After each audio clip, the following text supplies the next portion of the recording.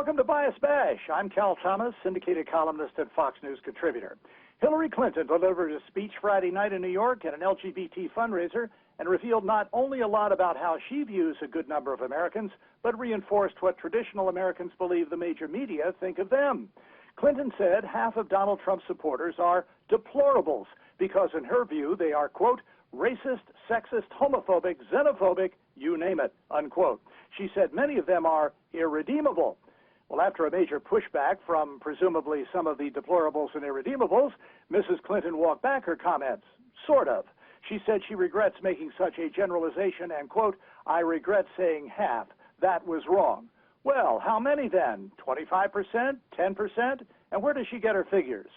After many years in journalism, I can testify with firsthand experience and knowledge that most in the media think people who believe in God, go to church, believe marriage between opposite sexes is the norm, and think radical Islam is a threat to our way of life are treated as alien life forms who should be persecuted until they submit to the desires of the liberal media and political elites.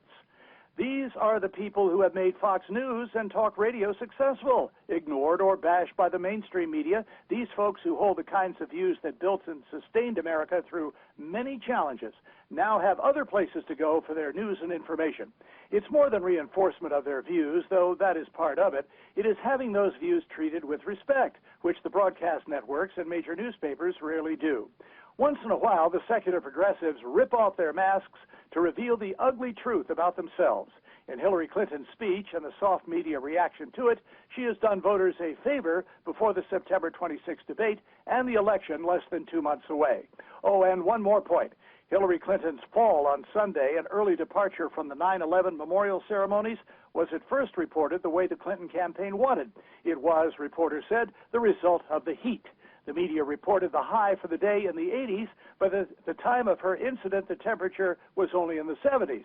And how about this untimely column Friday by Chris Cillizza of the Washington Post? He said there's been enough talk about Hillary's health and we need to move on.